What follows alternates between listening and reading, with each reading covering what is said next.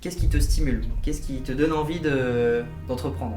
Alors, je vais vraiment, un jour, je vais donner une conférence là-dessus, une conférence TEDx. Je l'ai déjà préparée, je sais comment je vais la faire. C'est vraiment un message aussi que j'en profite pour transmettre. Souvent, ça me frustre des personnes qui se fixent des barrières. C'est pas le cas de tout le monde. Je peux pas faire astronaute, ou astronaute, c'est un exemple. Je pouvais pas faire pilote d'avion, par exemple. C'est trop complexe. Teste pas. Mais c'est pas trop complexe. C'est pas trop complexe. T'as envie de faire pilote d'avion? Essaie de faire pilote d'avion. Donne tout ce que t'as. Si c'est vraiment ta passion, donne tout ce que t'as. Je suis un étudiant sans expérience. Ouais. Ou alors j'ai pas d'idées ou de bonnes idées. Comment je fais pour entreprendre? Combien ça coûte d'être entrepreneur? Ah, c'est une bonne question. Moi, je pensais qu'on pouvait se lancer avec 0€. Moi, quand je me suis lancé, j'avais moins de 300€ sur mon compte bancaire. Ça se passe comment pour les horaires en tant qu'entrepreneur? En fait, t'es tout le temps en vacances ou... Je connais un entrepreneur, par exemple, il est auto-entrepreneur. Il gagne environ 70 000€ par an. Sur les responsabilités, la paperasse et la compta, Ah. est-ce que c'est un sujet important? Et moi, j'ai pas trop envie de faire tout ça. J'ai envie juste de lancer mon idée. Comment je fais? Aïe.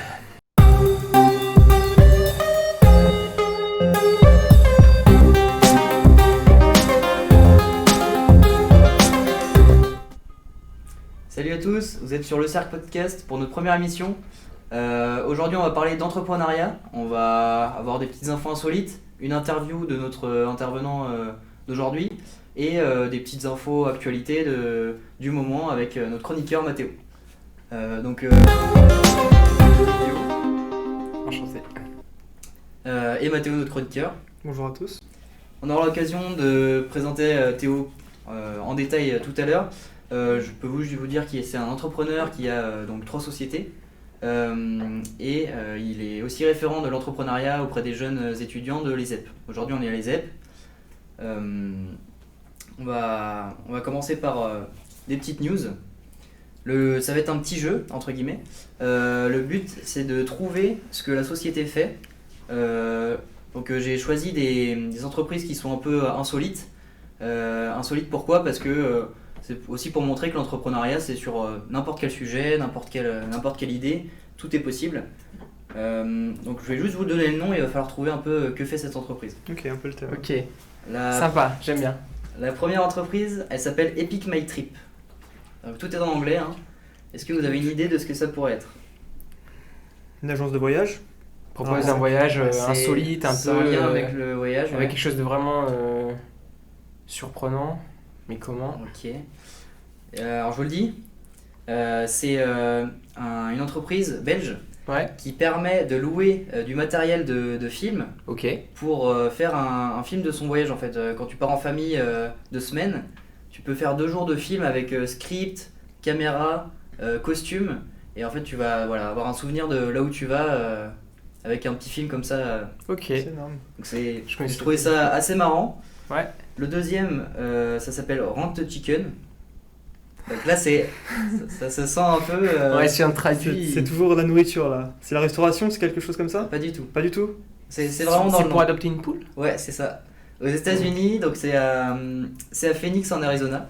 Incroyable. Ils proposent de louer des poules. Mais après, c'est logique si tu mais c'est pour alimentaire ou tu sais Alors, en pas? fait, ça vient d'un problème de familles qui veulent se rapprocher de la nature. Ouais. Et ils ont vu que en fait, les gens achètent des poules, Ouais. les gardent chez eux, les enfants ils trouvent ça marrant 2 secondes, et les parents ils en ont marre après, je sais pas, du bruit, de s'en occuper, ils n'ont pas forcément tout ce qu'il faut, donc j'ai regardé, il faut quand même des lampes chauffantes, un endroit pour qu'elles dorment, des grillages Ouais, à bien sûr. manger, Ouais. et en fait au bout d'un moment ils s'en lassent et ils la jettent quoi. Donc c'est vrai que Du coup, tu loues une poule. le service propose Ok. de louer la poule pour savoir est-ce que tu vas Je me demande combien ça coûte de louer une poule. Alors j'ai regardé très rapidement, j'ai vu que pour 6 mois à Phoenix justement tu peux avoir pour $845 800. une poule avec tout l'équipement qu'il te fallait. Le Ouais, roi. tout l'équipement. Et pour D'accord. $845, j'achète 5 poules en France, facile, avec C'est ça. poulailler inclus. Ouais. Et lampes chauffantes avec que ça belles dépend lampes des chauffantes endroits, haut de gamme. Là. C'est bien les Américains. ça. Les Américains, après Ouais. c'est un autre monde. Hein. Mais c'est super intéressant, ok, je connaissais pas du tout. Mais bon après ça Ouais. pousse à l'adoption, enfin ça aide voilà. Ouais, je comprends, à se je rapprocher comprends leur de la modèle nature. d'affaires, ouais, je comprends. Le principe est sympa. On pourrait étendre cette idée-là à d'autres animaux. Par exemple, tu ça, peux c'est pas étendre très à- éthique, mais Bon si, ça permet de se projeter sans forcément tout lâcher. c'est vrai qu'il y a beaucoup d'entrepreneurs ou beaucoup de gens qui se disent j'aimerais bien me lancer et qui se lancent pas. Théo, tu pourras nous le dire. Ouais, je le Parce dirais, ouais, qu'il je faut, pense que c'est il faut important. tout lâcher d'un coup. Ouais. Non, c'est intéressant. Je voulais accentuer aussi sur le fait qu'en entrepreneuriat, on a besoin un peu de sens critique. J'ai notamment vu qu'au Japon, il y a une entreprise qui a un homme tout seul qui a fait une auto-entreprise Ouais. où il a créé un élève avec un ordinateur, un élève fictif, et il l'a implanté dans les écoles pour faire un élève qui est toujours contradictoire, toujours contre le sens moral de tout le monde. Et c'est pour dans les pays asiatiques où il y a beaucoup de suivi, où tout le monde suit Le groupe. comme un mouton, comme un J'adore. groupe. Mais c'est comment? C'est un ordinateur dans la classe? Ouais, c'est ça, qui va réagir en fait à tous les sujets. Il n'est pas censuré un petit peu Je sais pas exactement Après, comment ça fonctionne, j'ai pas vu le modèle. C'est au Japon, c'est ça? Ah, c'est au Japon, ouais, c'est ça. Donc voilà, ils ont voulu tester ça, apparemment ça. Et ça a donné quoi justement? Alors j'ai pas vu de live, de choses, de vidéos, Ouais. mais ils disaient que ça avait l'air de marcher. Les élèves, du coup, ils avaient comme un élève qui faisait un sens critique opposé à ce que tout le monde disait, donc ça permettait aux élèves très jeunes surtout de se forger un. J'aime bien le modèle parce un que là avis. on a un problème en fait. Ouais, Et on va en parler je pense, mais le C'est problème ça, c'est ouais. vraiment clé en entrepreneuriat. c'est ça. Et pourquoi pas une solution à un problème. Après je me demande comment il déploie son modèle d'affaires, mais pourquoi pas en vrai. Je sais pas du tout. On a une dernière info insolite. Pareil, on va toujours être plus sur le sens critique.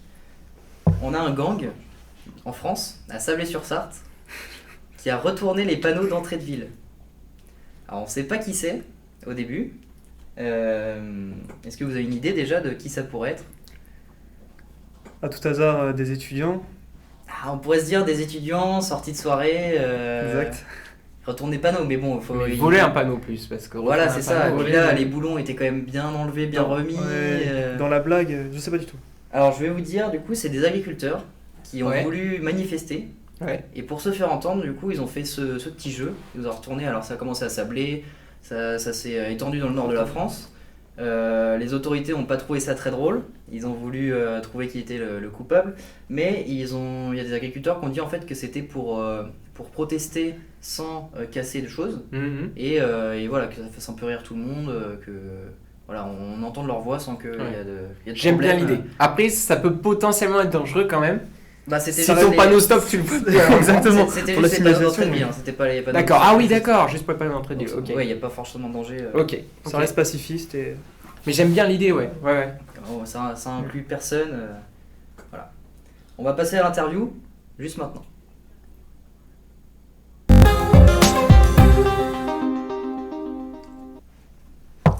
On est maintenant sur l'interview avec Théo. Donc Théo, on se connaît déjà, hein, Ouais, tu on m'as se connaît suivi déjà. sur des projets entrepreneuriales Mais je te suis encore. et tu me suis encore. Mais bon, on va te poser des questions surtout pour les gens qui nous écoutent. Ouais. Des questions qui pourraient se poser, qu'on leur a posées avant l'interview pour Avec que grand plaisir. je puisse te les reposer juste ici. On voulait savoir, dans l'entrepreneuriat, qu'est-ce qui te stimule? Qu'est-ce qui te donne envie d'entreprendre? Alors je vais vraiment un jour je vais donner une conférence là-dessus. Une conférence TEDx. Je l'ai déjà préparée. Je sais comment je vais la faire. Ok. Et il y a un seul mot pour moi, c'est la passion. C'est vraiment ça, j'ai une passion qui brûle en moi, je pourrais vraiment crier là vraiment, tu vois, ça pourrait vraiment, là je le fais exprès de, c'est ça, tu vois, c'est vraiment la passion en moi, quoi, tu vois, Mhm. c'est presque crier. Et quand je m'entraîne à faire cette conférence, je crie, donc je vais pas le faire là pour pas détruire toutes vos oreilles, non mais, Et les parce que c'est micros pour vous dire à quel point c'est une passion de faire ce qui t'as vraiment envie de faire. Et je pense que c'est super intéressant parce que c'est la même chose peut-être pour certains dans la peinture, dans la musique, certains artistes qui sont passionnés de musique, qui font ça par passion. Ben moi, ce qui me stimule dans l'entrepreneuriat, c'est parce qu'au fond de moi, c'est ma passion. Et c'est quoi ma passion? C'est de créer des produits utiles. Donc c'est l'aspect création et c'est l'aspect utilité. Tu combines les deux, c'est ma passion, c'est mon truc. Et un jour, je donnerai forcément une conférence là-dessus, sur le sujet de la passion, parce que c'est vraiment un message, d'ailleurs j'en profite pour le transmettre à toutes et tous qui vont regarder, qui nous regardent ce passage. Posez-vous la question et essayez parfois de suivre votre passion, pas à côté de votre travail, mais d'en faire vraiment le centre de votre vie. Et ça peut vous aider à aller très loin. Et je pense que si on interroge pas mal d'artistes très connus, pas mal d'entrepreneurs très connus, quand on leur pose cette question, ils vous diront, in fine, c'est la passion qui fait la différence. Et alors, c'est une passion que tu as depuis tout petit ou c'est quelque chose que tu as découvert au fur et à mesure et à force de. C'est pas à 5 voir ans, d'autres choses. 6 ans, on se dit pas je vais être entrepreneur. Ouais. Ça arrive pas comme ça. En fait, j'étais très créatif petit. Donc là, ce côté-là, il existait vraiment petit. Et c'est venu naturellement avec le temps. Et aujourd'hui, je sais que c'était l'entrepreneuriat en fait. Donc je vais t'expliquer.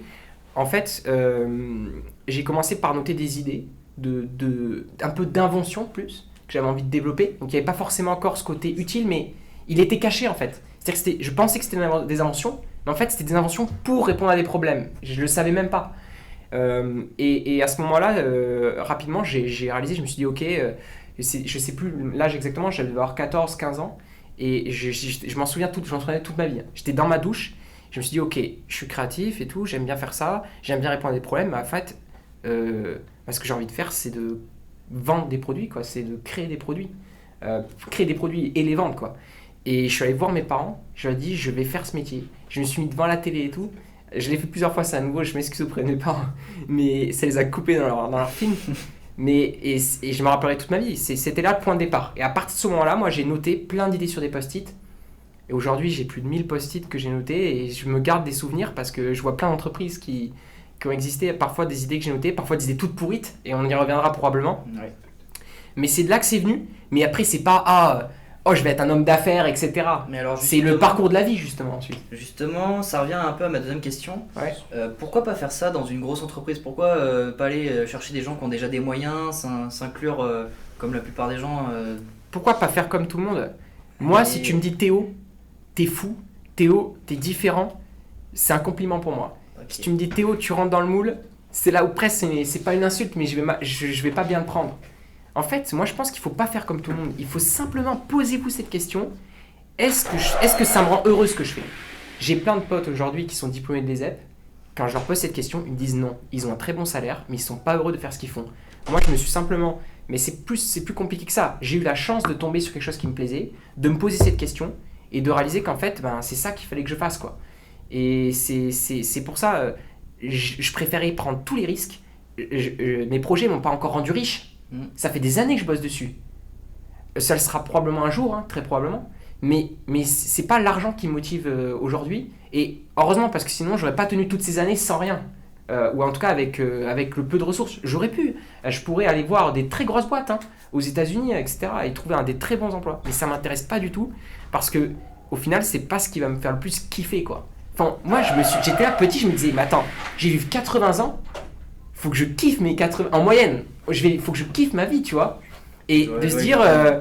aussi, aussi, moi, je me posais beaucoup cette question, c'est ok, Bill Gates, tout ça, il y a des milliardaires, mais je vais kiffer ma vie. Moi aussi, je vais chercher le milliard. Pourquoi il y a que des genre n'importe qui, vous pouvez. Toi aussi, t'as ta Non, mais chance. tous les rêves sont possibles. Tout le monde a sa chance. C'est ça. Moi, attention. Je veux pas que ce soit trop long cette émission, mais c'est vraiment un message aussi que j'en profite pour transmettre. C'est souvent, ça me frustre des personnes qui se fixent des barrières. C'est pas le cas de tout le monde. Mais des barrières du style je peux pas faire astronaute, ou astronaute c'est un exemple. Je pouvais pas faire pilote d'avion par exemple. C'est trop Je complexe. teste pas. Mais c'est Ça- pas mais trop ça m'est complexe. arrivé de- C'est pas trop complexe. T'as envie de faire pilote d'avion? Essaie de faire pilote d'avion. Donne tout ce que t'as. Si c'est vraiment ta passion, donne tout ce que t'as. C'est mon conseil. Vous fixez pas de barrière parce que je vous dis, il y a rien d'impossible. Ça faut garder un esprit d'enfant aussi, de naïveté. J'en dis pas plus parce que je veux pas trop parler. Mais... On voit vraiment que tu es passionné. Moi, j'avais une question, c'est l'entrepreneuriat, c'est vraiment un état d'esprit. Tu parles de passion, c'est vrai que chacun a une passion, mais vraiment, l'entrepreneuriat, c'est un état d'esprit. Tu penses que chacun peut entreprendre? Ah, ça, c'est une très bonne question.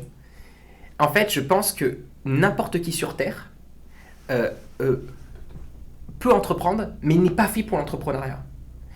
En fait, c'est un peu ça. C'est-à-dire, on a tous la capacité... Ce que je veux dire, c'est qu'on a tous la capacité d'entreprendre, quel que soit notre métier, quelles que soient tes études. T'as pas besoin d'avoir fait des études pour monter de très grandes boîtes. T'as pas besoin... Et pour autant, tu peux avoir fait de très longues études et monter de très grandes boîtes aussi, ou même, tu peux avoir envie de monter une petite boîte. Tu peux avoir... Et c'est très bien, tu peux avoir envie de monter une boulangerie, etc. Donc, tout le monde a la possibilité de le faire.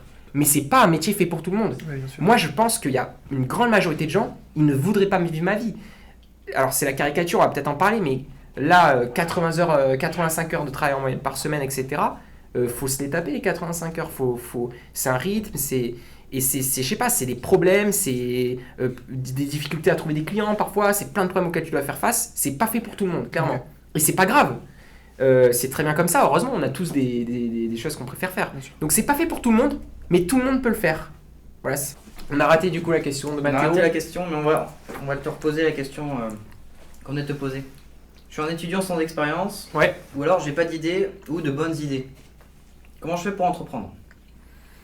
Alors, comme je le disais, et je le dis, faut pas que je rigole, je le dis à tous mes étudiants, les étudiantes entrepreneuses que j'accompagne, c'est vraiment l'idée, c'est pas ce qui importe le plus.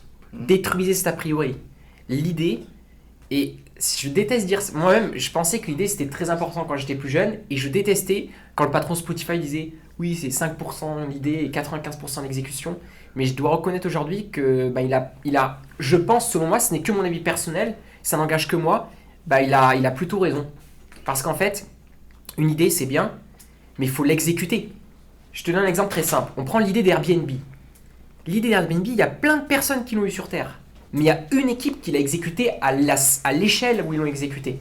Donc l'idée, c'est pas ce qui importe le plus, c'est pas ce qui est difficile d'avoir l'idée. Ce qui est difficile, c'est de la concrétiser et de prendre cette idée et d'en faire un business. Ça, c'est vraiment dur. Ça, c'est vraiment challengeant, c'est vraiment cool. Mais avoir l'idée, c'est qu'un point de départ. Donc, c'est comment on fait pour avoir une idée.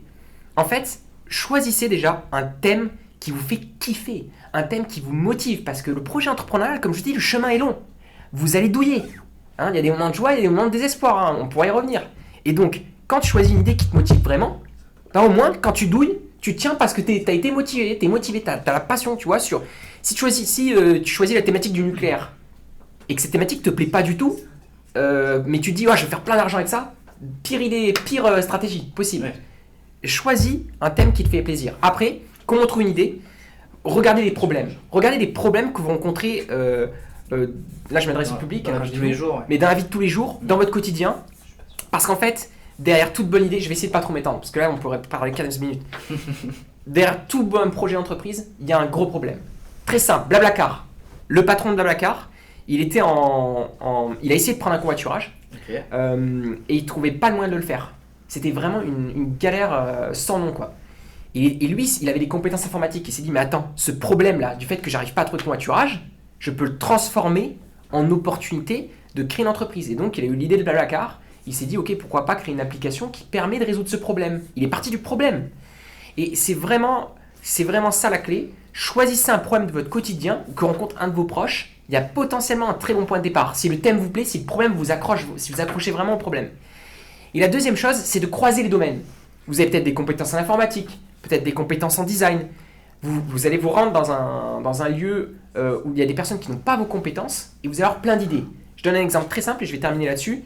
Tu te rends avec des compétences de développeur dans un hôpital et tu vas te rendre compte que ça se trouve, ils se transmettent des feuilles papier et que c'est totalement inefficace, et toi, qu'avec un logiciel, tu peux vraiment leur permettre de gagner du temps. Et parce que toi, tu as les compétences de développer un logiciel, tu vas voir ce problème. Mais, pardon, excusez-moi. Mais eux, ils vont pas le voir. Et donc, là, tu as une opportunité. Bon, j'espère que je vous ai pas perdu, mais en gros, si je résume en 2 points, en 3 points, l'idée, c'est pas ce qu'il y a le plus important. Vous ne prenez pas la tête, choisissez un truc qui vous fait kiffer. C'est le point de départ, choisissez un truc qui vous motive. Deuxième point, regardez les problèmes autour de vous, autour de vos proches au quotidien. Troisième point, essayez de croiser les domaines. Voilà, j'ai même envie d'ajouter, du coup, l'idée, c'est le point de départ, mais elle va évoluer.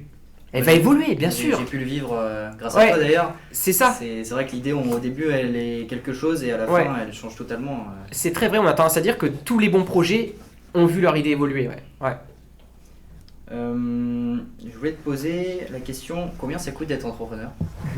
Ah, c'est une bonne question. Parce que moi, j'ai pas d'argent. Ouais, moi je pensais qu'on pouvait se lancer avec 0 €. Moi, quand je me suis lancé, j'avais moins de 300 € sur mon compte bancaire. Voilà, donc j'étais dans le rouge. Je suis parti de là, quoi. Pas d'argent, pas de contacts qui ont de l'argent. C'est là où, attention, ça dépend vraiment de votre projet. Et je pense qu'aujourd'hui, avec le recul, c'est un choix à prendre en compte si vous vous lancez dans l'entrepreneuriat. Okay. Si vous avez un projet ultra ambitieux, vous avez 0 contact, 0 argent, rien n'est impossible, comme je l'ai dit, mais il va falloir vous accrocher pendant plusieurs années avant même de commencer à lever vos premiers sous. Probablement. Ou alors vous avez un très bon contact, vous allez avoir un peu de chance, hein, parce que la chance joue son rôle aussi. Sinon, je dirais que c'est vraiment quelque chose que j'ai calculé. pour tester un projet de start-up, donc développer un nouveau produit ou une nouvelle application, c'est environ un ticket de 1000 euros. Avec 1000 euros, vous avez ce qu'il faut pour faire des premiers tests pub, etc. Si vous avez quelques compétences, il faut des compétences pour tester, etc. Et vous avez de quoi tester et vous dire ok, je vais plus loin. Moi, aujourd'hui, c'est ce que je vois avec le recul, 1000 euros, c'est suffisant pour tester. Après, si vous savez développer, vous avez proposé vos compétences de développeur. Là, vous avez besoin de 0 euros. Moi, j'ai commencé à entreprendre en proposant des compétences de design graphique, de design des logos, des affiches. Et j'avais 0 euros. J'ai proposé des prestations de développement informatique, des prestations où je vais donner des cours. J'ai pas dépensé d'argent pour le faire. Tu avais ton ordinateur Voilà, qui tu était te débrouilles, tu te démarches, tu appelles, tu utilises ton réseau. Il y a plein de manières de s'y prendre. Parce que là, on n'est pas sur un projet de produit, on est sur un projet de service. Donc ça dépend du projet. Projet de produit, partez du principe qu'il vous faut minimum 1000 euros en ticket. Ça peut être un ami à vous, vous pouvez être plusieurs. Et donc, si vous êtes 3, vous divisez 1000 euros par 3.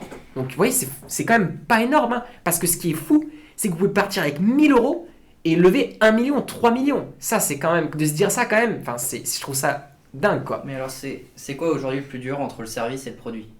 Tu conseillerais quoi, toi, à quelqu'un qui veut se lancer? Non, moi, si vous avez bien entendu ce que je vous ai dit, fais ce qui te fait kiffer le plus. Si c'est faire un produit qui te fait kiffer, fais un produit. Si c'est de la prestation de service, fais de la prestation de service. Si tu cherches juste quelque chose de complémentaire à tes études pour gagner un peu d'argent, autre qu'on a travaillé à McDonald's par exemple, etc. Pourquoi pas? Dans ce cas-là, choisis plutôt la prestation de service. Ça va être plus simple de te lancer. Tu vas pouvoir découvrir plein de choses et mettre en place les compétences que tu apprends à l'école, par exemple. Et potentiellement automatiser voilà. aussi. Mais honnêtement, si toi, tu as au fond de toi, tu vois, cette passion qui brûle, quoi. Tu as envie de développer un produit ou un service, va développer un produit ou un service, tu peux y arriver. Si tu as vraiment 0 euros, fais-toi un mois chez McDo ou fais-toi un mois de prestation de service. Bon, pas si simple que ça, mais pour te mettre 1000 euros de côté et essayer de développer ton produit ou ton service. Et moi, j'avais une question. Ouais. En tant qu'étudiant, Ouais. est-ce que tu penses qu'on est assez suivi? Est-ce que tu penses qu'on est assez soutenu pour faire justement de l'entrepreneuriat? Ça pousse à la question que j'avais aussi. Quels sont les... Qu'est-ce Qu'est-ce qu'il y a pour nous aider aujourd'hui? Moi, je pense que être étudiant, c'est le meilleur moment pour entreprendre. Aujourd'hui même, j'étais en train de préparer une levée de fonds. J'ai échangé avec un entrepreneur qui a une dizaine d'employés, etc. Et qui m'expliquait que lui, il a fait une reprise d'entreprise. Il a repris une entreprise. Je ne sais pas son âge exact. Il n'est pas étudiant, c'est sûr. Et il m'a dit il a dû tout risquer. Il a des enfants, une maison, des prêts en cours. Il a tout mis de côté. Il s'est endetté pour reprendre une entreprise. En fait, tu rachètes une entreprise pour la faire tourner. Quand on est étudiant, vous n'avez pas ce risque. On n'a pas ce risque. On a rien encore presque. Du coup, le risque est mitigé. Et tu parlais d'accompagnement. Aujourd'hui, dans la plupart de vos établissements, vous avez normalement un référent entrepreneur comme moi pour vous guider, etc. Et vous avez surtout une structure qui s'appelle Pépite, qui accompagne tous les étudiants et les étudiantes entrepreneurs sur le territoire. Et ça, c'est vraiment nouveau. Il faut savoir qu'il y a 6 ans, 7 ans, ça n'existait pas. Nos parents, ils n'ont pas connu ça quand ils étaient étudiants. Aujourd'hui, en tant qu'étudiant, il y a plein de dispositifs qui existent. Et surtout, tous les dispositifs auxquels ont accès les adultes, les incubateurs, les accélérateurs. Et vous avez accès en tant qu'étudiant. Il n'y a pas d'âge pour entreprendre. Hein. Vous pouvez très bien monter une entreprise et être multimillionnaire à 19 ans, 20 ans. Il y en a en France, c'est sûr. Je ne les connais pas tous. Enfin, il y en a plein que je ne connais pas. Mais c'est sûr qu'il y en a. J'en connais certains. Ouais. Il y en a d'autres, c'est sûr qu'ils existent, quoi. Sur Paris et tout, il faudrait aller sur Paris, aller à des soirées, etc. entrepreneuriales. Je suis sûr qu'il y en a. Mais alors, on vient à une autre question. Quand on commence à faire du chiffre ou même quand on est au débutant, ça se passe comment pour les horaires en tant qu'entrepreneur? En fait, t'es tout le temps en vacances ou... En fait, c'est une bonne question. Je fais que dire ça, mais c'est parce que les questions sont vraiment bien. On a choisi les meilleures questions. Ouais, c'est ça. Et en fait... Pardon, je suis un peu perturbé. C'est pas grave, excusez-moi. Ta question, c'était... Comment ça se passe pour les horaires? Ah, pardon. Donc, comment ça se passe pour les horaires? En fait, ça dépend vraiment de vous. Parce qu'on peut décider d'étaler son projet dans le temps. On peut décider d'aller vite, de bosser à fond. Et donc, sur les horaires, de prendre plus de son temps perso. Dans tous les cas, la plupart du temps, si vous êtes étudiante, il va falloir bouffer de votre temps perso. Maintenant, c'est un choix. c'est ok, combien de temps perso je vais bouffer et quand je vais le bouffer. Si vous faites ça à la place d'un job d'été les vacances, vous perdez pas de temps en fait, c'est à la place d'un job d'été les vacances. Si vous faites ça tous les soirs en parallèle de vos études ou le week-end, là vous bouffez plus de temps perso. C'est un choix à faire. Je connais un entrepreneur par exemple, il est auto-entrepreneur, il gagne environ 70 000 euros par an, il travaille 6 mois dans l'année, c'est son choix. Il a choisi d'être entrepreneur pour ça. Il se prend 6 mois de vacances, 6 mois de pause. Il se fait des projets perso et tout. Il reste pas sans rien faire, il se fait des petits projets perso et tout. D'accord. Et 6 mois, il se fait de la prestation de service en tant qu'auto-entrepreneur. Et c'est pour dire, voilà, on a ce choix, cette liberté, faut pas se mentir en tant qu'entrepreneur, de choisir quelle énergie on va donner. Mais souvent, on a tendance à s'investir, voire parfois se surinvestir dans ces projets. Et donc, ça bouffe du temps perso. Et c'est là où il faut faire attention en parlant de ses études. Moi, ça m'a rendu malade. Hein. J'ai commencé à entreprendre durant mes études. Et à un moment donné, ça m'a rendu malade quand même. C'est vrai que j'ai entendu beaucoup parler d'entrepreneurs qui faisaient des burn-out, C'était pas un burn-out, moi, mais j'avais des myokimies, pardon. Des myokimies, c'est quand vous avez votre fibre musculaire qui tremble partout dans le corps. Ok. C'est pas agréable. Je vous le dis, c'est bénin, mais c'est pas agréable. Et c'est très lié au stress et à la fatigue. Ok.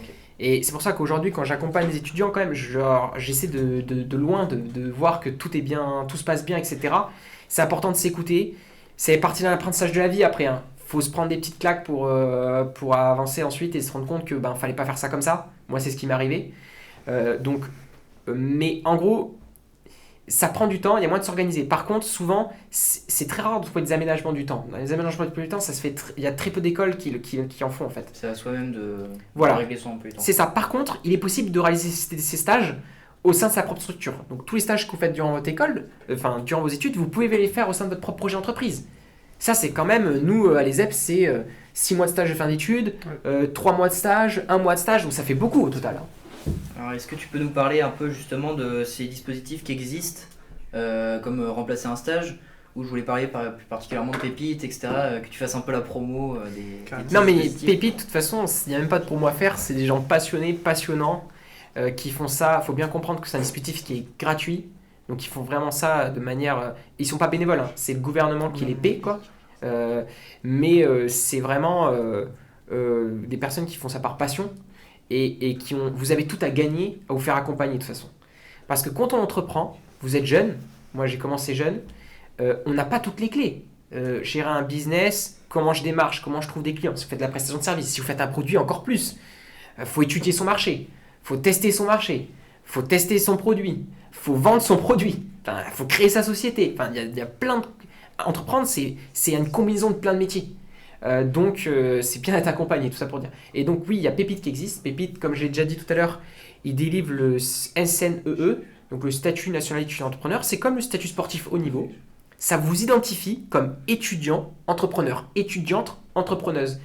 Et une fois que vous... En fait, comment ça se passe? Vous pouvez le demander via un formulaire sur Internet. Vous pouvez le chercher là sur Google, vous allez le trouver. Hein. Vous avez le site Pépite, vous avez juste à marquer Pépite Ouais. France. C'est ça, C'est Pépite national. France, demande de statut, c'est national. Où que vous soyez même en Outre-mer, je doute qu'il y ait des personnes Outre-mer, mais pourquoi pas, vous avez accès à cette possibilité-là. Donc vous allez vous rendez sur ce site, vous faites votre demande de statut, ensuite vous allez échanger avec un spécialiste de chez eux, et ensuite vous allez passer devant un jury. Devant le jury, ils évaluent une chose, c'est votre motivation, et après vous obtenez le statut. Une fois que vous obtenez le statut, il y a tout un accompagnement qui a lieu, individuel, il y a également des ateliers. Et vous avez également des programmes avancés. C'est là où ces programmes avancés ont lieu lorsque vous remplacez votre stage au sein de votre projet. Et Pépite facilite également de substituer son stage pour le réaliser au sein de son propre projet. Donc ça sert à plein de choses. Ça sert à rencontrer d'autres étudiants entrepreneurs, d'autres étudiants entrepreneuses comme vous. Parce que c'est vraiment bien de rencontrer d'autres personnes qui font la même chose que vous. Ça vous permet ici sur Angers d'avoir un accès à un espace de coworking gratuit. Mais c'est le cas dans plein, c'est le cas à Paris. Vous avez accès à la station F à Paris. C'est un des plus grands incubateurs d'Europe. Ça vous permet d'avoir de l'accompagnement, comme je disais, des ateliers d'experts. Donc c'est vraiment faites-vous accompagner, quoi. Et après, sinon, il y a quoi d'autre? Il y a des structures moins connues, mais qui sont vraiment intéressantes, c'est des incubateurs. N'oublions pas les incubateurs, les pauvres. Sur le territoire, on a Angers Technopole, qui est un très bon incubateur. Et alors, je suis incubé chez eux. Donc attention, il y a peut-être un billet, mais c'est pareil, c'est des personnes passionnantes, honnêtement. J'ai rencontré d'autres personnes, notamment à Aix-en-Provence, la Technopole à Aix, qui est un super incubateur également. Eux, ils financent également les projets à hauteur de 50 000 euros environ d'enveloppe lorsque vous les rejoignez. Ouais. Donc, ils sont sélectifs. Un incubateur, c'est sélectif. Hein. Pépite, c'est beaucoup moins sélectif qu'un C'est incubateur. pour tout le monde qui cherche à Voilà, comprendre. et les pour incubateurs, plus c'est d'étudiants. plus orienté innovation. Et du coup, Mais attention, vous pouvez rejoindre un incubateur en tant qu'étudiant, ça arrive chaque année. l'incubateur, du coup, c'est quand ton idée elle est déjà plus avancée. Pas forcément.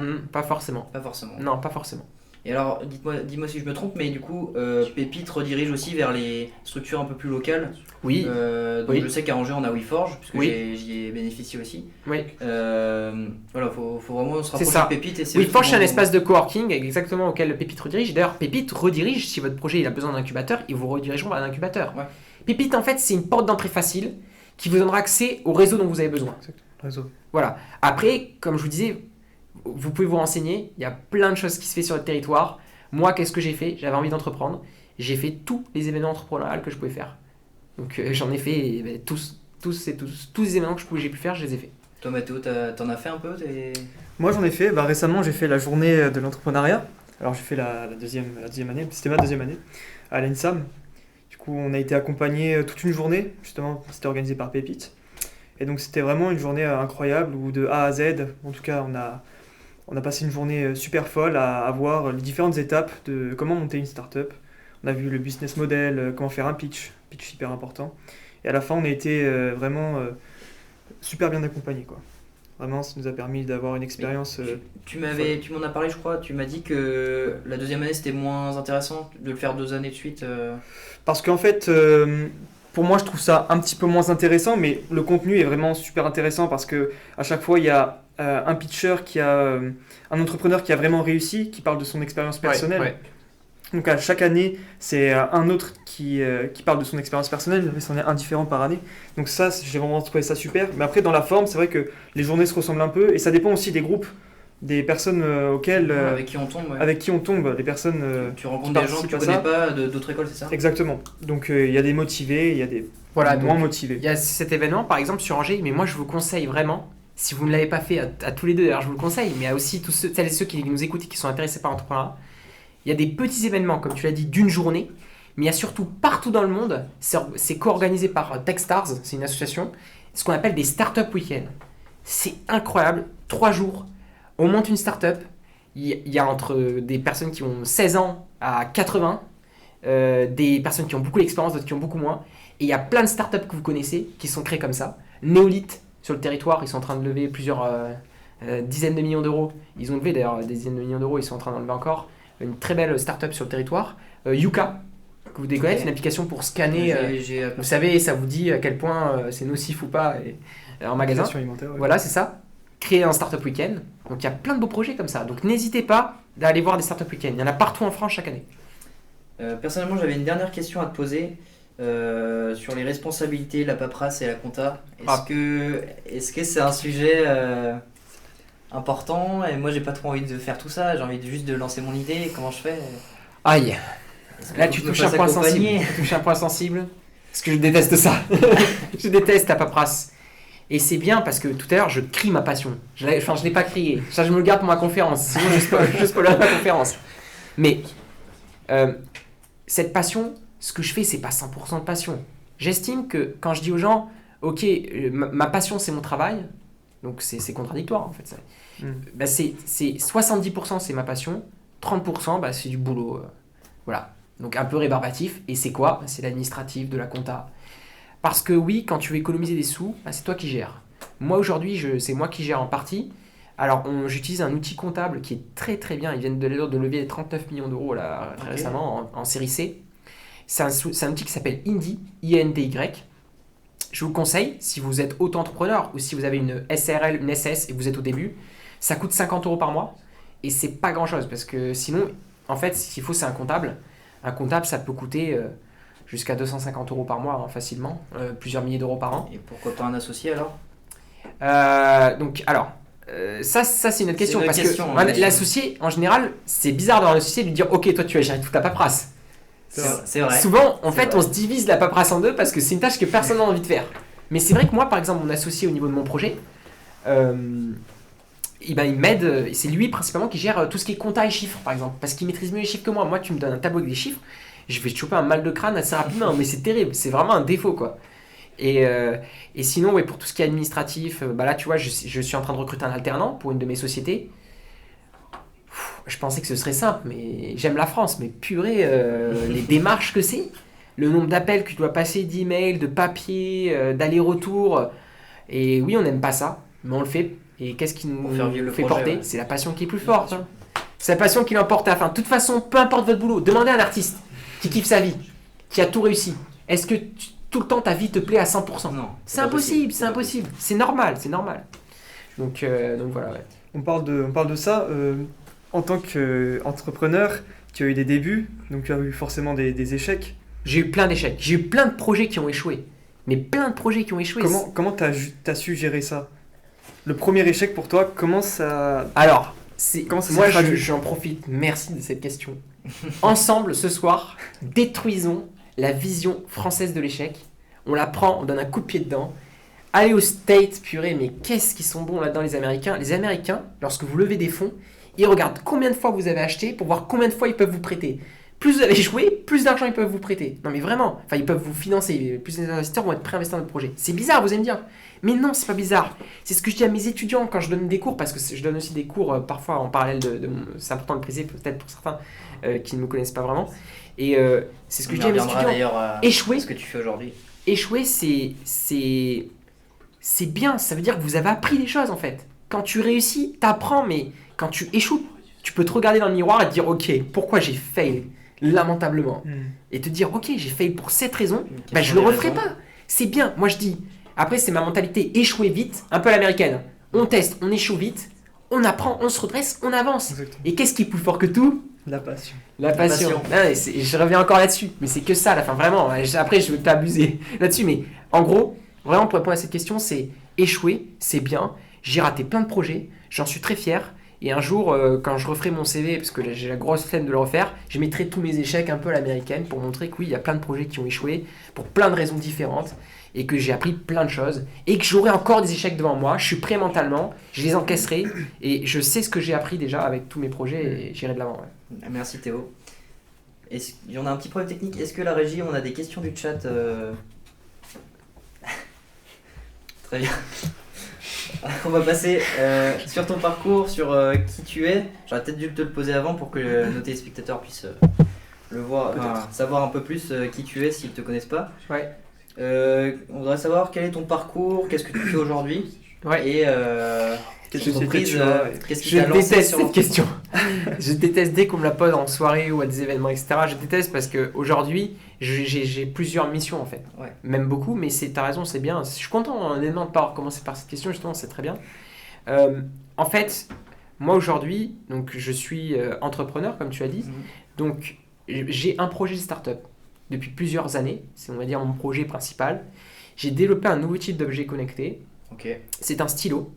Et lorsque tu écris avec, ça transforme ce que tu écris sur ton papier, ça fonctionne comme un stylo normal, en fichier numérique éditable, donc en fichier Word. Ce qui existe aujourd'hui, le stylo connecté, ça existe, c'est des stylos qui fonctionnent avec un papier tramé. Donc tu as une trame cachée dans le papier, tu écris, et ensuite ça transforme ce que tu as écrit sous la forme d'un scan. Et ce scan, potentiellement, tu peux le transformer en fichier Word. Mais ce qui est vraiment nous différent des concurrents, c'est qu'on n'a pas papier tramé. Donc tu n'as pas besoin de te trimballer avec ton papier tramé avec toi, d'acheter ton carnet de papier tramé 40 €. Tu utilises sur ton post-it, sur ton papier blanc, ton papier à carreaux, ton carton, ton mur, ce que tu veux, et ça va transformer ce que tu écris en fichier Word. Donc ça, c'est le projet startup que je porte depuis plusieurs années. Ensuite, tout au long de ce projet, j'ai eu des temps morts. Parce qu'en fait, entre différents tests, différents prototypes, on a des temps où on fait rien. Donc qu'est-ce qu'on fait? Bon, on va créer notre société. Parce que c'est quoi qui coûte? C'est la passion. Je vais arrêter. Mais là, j'ai vraiment On revient toujours à la même chose. Non, je rigole. La Mais... patience. Et donc, j'ai monté un projet, surtout, j'avais envie d'aller chercher le client. Ok. De me dire moi-même, ok, je suis capable d'aller chercher du client et je vais vraiment directement aller En au plus dans cœur le service. Ouais, plus dans le service aux entreprises en B2B. Donc j'ai monté une ferme d'impression 3D D'accord. qui est aujourd'hui donc en partenariat hébergé à l'ESEP. Donc nos locaux sont ici maintenant. J'ai commencé vraiment chez moi. Alors vraiment, c'est comme le patron d'OVH à ce niveau-là qui lui a commencé dans son jardin. Moi, c'était dans une salle, dans mon appart. J'avais 2 imprimantes. Je sais même pas comment mon premier client m'a fait confiance parce qu'il est venu, il a regardé les imprimantes, il m'a dit ok Théo, je vais te laisser imprimer des centaines de pièces pour moi. J'aurais été lui, j'aurais dit non. Carrément. Mais voilà, c'est comme ça, parfois il y a un peu de chance aussi qui joue. Donc c'est comme ça, j'ai décroché client par client. Aujourd'hui le projet, ça fait que 8 mois, 9 mois que j'ai lancé ce projet.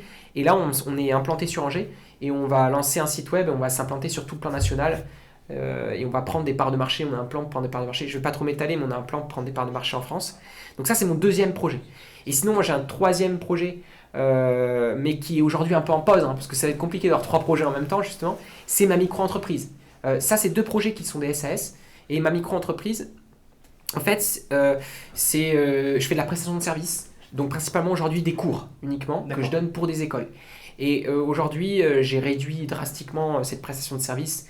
Et pour te concentrer sur d'autres projets. Voilà, exactement, pour concentrer sur ces projets. Quand tu es venu faire du cours pour nous, c'était sous ce format-là. Sous prestation de service, et j'ai aussi eu des contrats CDD avec les EPS, c'est une combinaison des deux. Mais sous prestation de service, oui. Aujourd'hui, j'en fais plus. Prestation de service, j'en fais vraiment très peu, je veux dire. Et sinon, je suis aussi, du coup, à côté, j'ai un contrat par contre maintenant avec les EPS. Je suis le référent entrepreneur de cette école d'ingénieurs, du coup, les EPS. C'est ce que je disais tout à l'heure. Voilà. Donc c'est un peu mes 2 rôles. Référent entrepreneur, avec mes plusieurs projets, mais principalement 2 projets, dont mon projet startup qui me prend le plus de temps.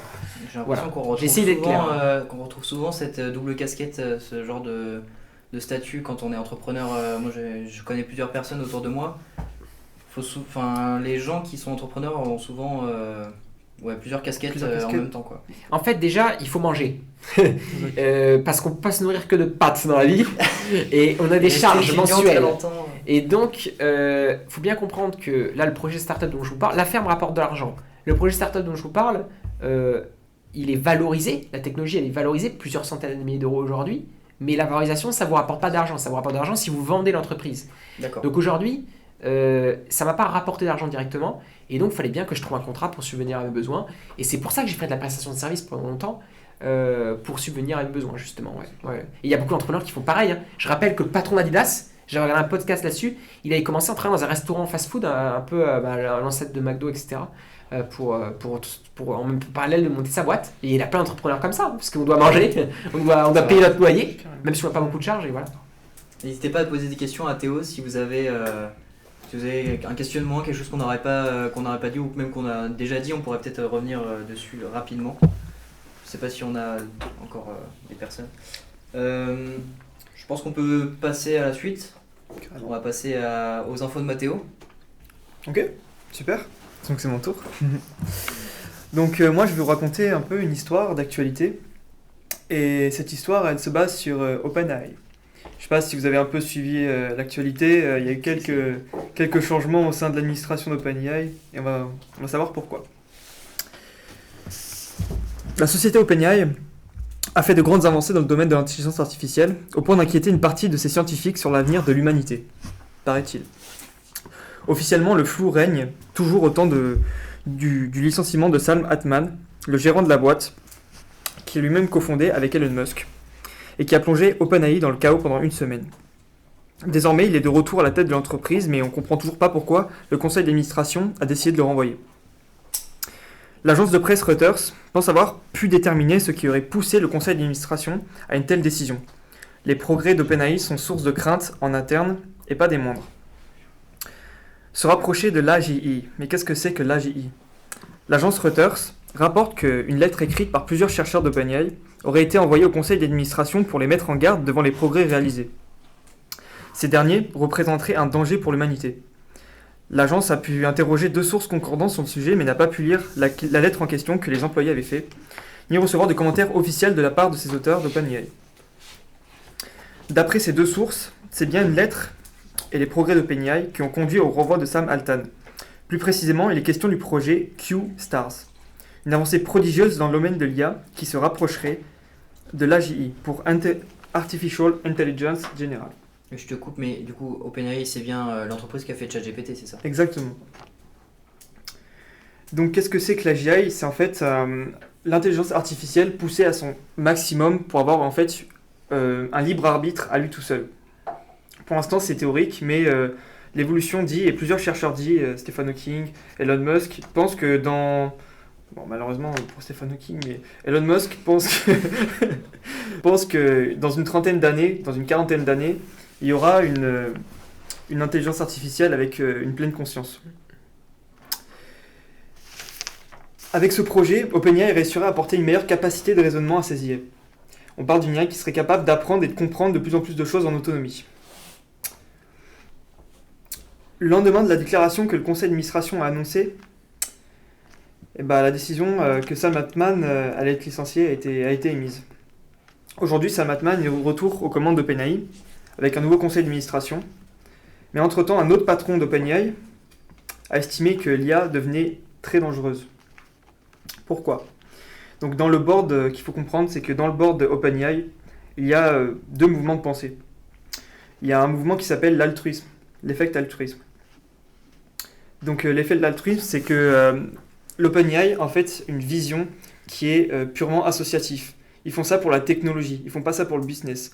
Donc dans le board, dans l'équipe d'administration, il y a une pensée qui est pour la technologie, faire avancer l'humanité, et une autre qui est purement business, qui est pour avoir des fonds, gagner de l'argent par tous les moyens.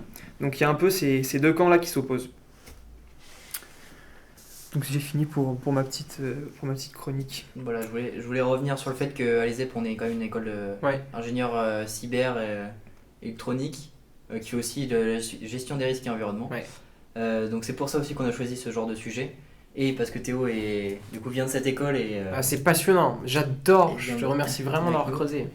Mais si tu as des questions Théo ou si tu veux Donc là, réagir... vraiment, on parle de... Il y a Elon Musk qui a écrit une lettre ouverte il y a quelques temps, mais quand même, qui s'inquiétait quand même de l'avancée de l'intelligence artificielle. C'est vrai qu'on ne pense pas, mais il y a 5 ans... Moi, honnêtement, qui connais bien l'IA, qui connais bien ChatGPT, faut comprendre plusieurs choses. Déjà, l'AGI, c'est pas une super intelligence artificielle. Il faut bien comprendre, c'est une intelligence artificielle qui est capable de surpasser un humain. Donc c'est vraiment, l'intelligence artificielle dépasse l'humain. Donc il y a une capacité de raisonnement, de compréhension qui est vraiment là. Et on pensait pas y arriver aussi vite en fait. Et ça inquiète beaucoup de monde. Moi déjà, quand je pose la question aux gens, là, je prends les gens dans la rue, au hasard, 10 personnes. Est-ce que vous connaissez ChatGPT ? Ok, je pense que je vais avoir des réponses. Est-ce que vous connaissez ChatGPT 4 ? Est-ce que vous l'avez utilisé, la version payante ? Là, je vais avoir qu'une personne qui va lever la main. Pas sur 10, mais sur 100 personnes. Et ça me fait peur. Parce que si vous n'avez pas testé ChatGPT 4, c'est chaud. Parce qu'en fait, il faut comprendre, c'est que les prochains modèles qui sont en train d'être conçus là, ChatGPT 5, Gemini, Gemini c'est l'équivalent que Google est en train de préparer. Parce que Google, il prépare le terrain. Google Bard, c'est déjà derrière eux. Ils préparent Gemini. C'est des modèles qui vont être surpuissants. Et le public n'est pas prêt. Parce que ces modèles-là, ils ne vont pas impacter 300 millions d'emplois comme on l'a dit. Ils vont en impacter bien plus. Et moi, ça me fait peur parce que je pense que la société n'est pas prête. Et il y avait un expert en IA qui avait dit ça. On a vu des gens manifester pour les retraites, etc. Mais c'est un peu triste parce que est-ce que les gens pourront aller à la retraite ? Ça se trouve, honnêtement, on ne travaillera même plus dans 30 ans parce que les IA feront une grande partie du boulot pour nous. J'entends aussi souvent cette excuse. Oui, les boulots manuels, on ne peut pas les remplacer par des IA. Non, c'est faux. Au contraire, on y arrivera à largement les remplacer. On mettra de la robotique combinée avec de l'IA et des capteurs et on va y arriver sans aucun problème. Ça pose des questions. Moi, je pense que Elon Musk, là-dessus, il a pas mal raison quand il dit qu'il va falloir peut-être repenser la manière dont on vit, on pense nos projets. Potentiellement, oui. Il faut être prêt, en tout cas. Donc, en tant qu'étudiante, ne paniquez pas, mais soyez prêts. Renseignez-vous sur ces outils. Moi, je pense qu'on va avoir toute une période extraordinaire où ces outils vont être au service de l'humanité. Je l'espère, en tout cas. Et donc, ça va nous permettre, nous, en tant qu'humains, de nous concentrer sur notre valeur ajoutée. Et donc, toutes les tâches chiantes et rébarbatives, on parlait de l'administratif, c'est l'IA qui va faire. Et nous, on va se concentrer sur ce qui nous fait kiffer. Donc ça va être bien. Après, si l'IA, ça nous remplace complètement, c'est encore autre chose. Et c'est ça la GI. Donc attendons de voir. Mais je pense qu'il y a des petites choses en interne sympas. Et bon, c'est une belle enquête. J'avais entendu parler de cette démission, etc. Mais je ne savais pas que si c'était passé ça en interne. Donc mais il y a vraiment des visions. Moi, j'ai entendu parler plutôt de l'autre côté politique. Parce que c'est vrai que entre les dirigeants, ça reste quand même beaucoup de politique en général. Microsoft aussi qui a levé... Voilà, qui est presque partenaire et actionnaire majoritaire. Mais je crois avec plus de 30 milliards investis dans la boîte. Alors j'ai pas croisé les sources, mais comme quoi Elon Musk était un peu parti du projet OpenAI, donc il y avait des discussions comme ça qui pouvaient... C'est à cause de Microsoft en fait. C'est ça. Sam Altman et Elon Musk, ils ont cofondé OpenAI avec cet objectif d'en faire une association. Au début, c'était une association. Ensuite, ça a été une entreprise à but lucratif plafonné, ce qui est très étrange. D'accord. Donc en fait, vous êtes une entreprise qui peut générer de l'argent, mais qui a des plafonds. C'est très spécial, un statut que je ne connaissais même pas moi avant. Et Elon Musk est parti parce que, probablement, je ne connais pas les fonds de l'histoire en détail, mais à cause de cette histoire de Microsoft en fait. D'accord, ouais. Et Microsoft, ils ont fait le meilleur move de leur vie, mais vraiment de la vie de l'entreprise. Et ils sont des années en avance par rapport à Google. Enfin, peut-être 2 ans, mais 2 ans c'est énorme pour des grosses boîtes comme ça, au niveau de l'IA, parce que ils ont les meilleurs modèles, quoi. Et d'ailleurs, on l'a bien vu avec là, ils arrivent avec Copilot pour l'intégrer dans Word, pour l'intégrer dans YouTube Outlook, aussi. dans plein de leurs outils, et c'est pas rien, quoi. Donc eux, ils sont là pour le business, ils sont pas là pour le côté, tu le disais, altruisme, développement de la technologie. Ou ils peuvent le dire, mais honnêtement, Ça fera pas le... c'est pas la Avec vérité. un projet annexe où ils rachètent beaucoup de boîtes en ce moment, et c'est vrai qu'on voit qu'ils sont Ouais. beaucoup là pour le business. Ils sont là pour ça, hein. Mm.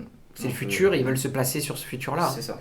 Mais toutes les grandes boîtes y sont. Et c'est moi ce qui me fait peur aussi. C'est les grandes boîtes qui mènent le jeu. C'est elles qui ont les données. Mais heureusement, il y a des modèles open source qui commencent à exister. Je pense à Falcon 180B. C'est un modèle équivalent de ChatGPT qui est très puissant. Donc, open source.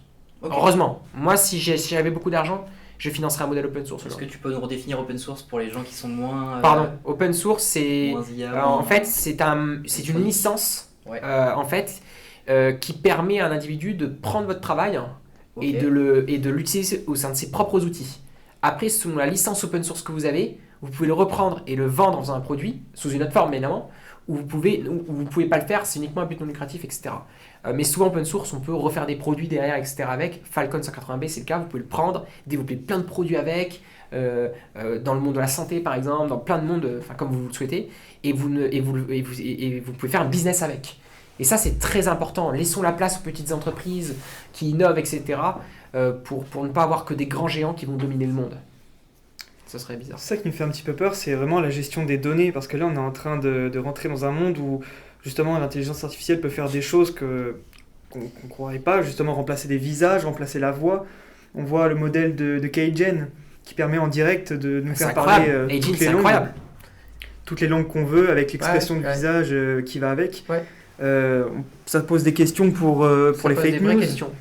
pour tout ça, pour le côté mal, parce qu'on voit toujours le côté positif, mais il y a forcément un Il effet y a négatif. toujours des effets négatifs, et je vous le dire, l'effet négatif, attention, accrochez-vous, c'est dans le domaine militaire.